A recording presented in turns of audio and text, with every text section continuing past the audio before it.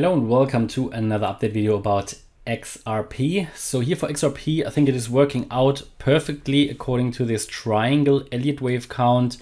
Ideal target for the wave C would have been a little bit higher, but overall I think the move down here nevertheless confirms that we are in this triangle. At least it makes it quite likely for now, especially the move today, which made XRP move down from here previous resistance at 34.8 cents.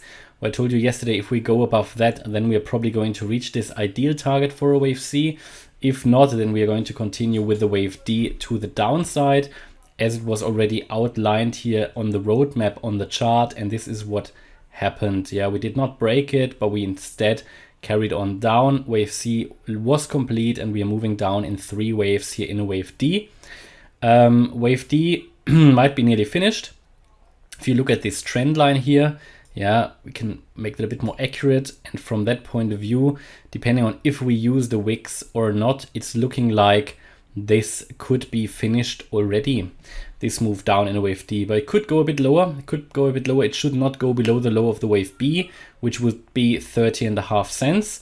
So it still has a little bit of play to do, but I think so far here the assumption that based on the Elliott wave count we are not in a bullish scenario is working out so far. And what we would expect next here, maybe after a little bit of a further drop, but this is not going to be a massive drop as per this scenario, we should see a recovery in a wave E. I could imagine that we will test again this resistance from before in an E wave, yeah, so a bit of a push to the upside, before we then, however, will finish off this triangle and will sort out this overall wave count in 5 waves to the downside from the wave E high in 5 waves down to complete this overall correction. I think one more lower low, and then we could have completed this overall correction. At the moment, it just does not justify a more bullish wave count. There is one, yeah, I mentioned it before. But really, to take a bullish wave count more seriously, I would want to move, I mean, the first instance, we would need to move above the wave C high, which is at 35.5 cents. But even if we go above that level, it would not necessarily invalidate this triangle. It would just mean that wave C hasn't finished. We would have to extend everything out a little bit. But if we go above the wave A high, that would invalidate the triangle, and then we can look at or reactivate the bullish count for XRP. That would be a move here above 38.7 cents.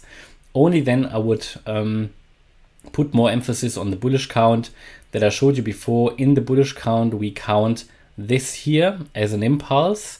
It is difficult to count it as an impulse. You can make it work, but it's a bit of messing around and would involve a very long wave 5. I don't really like that, especially after given that strong move down afterwards. But well, we can count this as possibly as a wave 1, this then as a wave 2. This would need to be another 1, 2, of which you then, however, would now need to really start to move to the upside.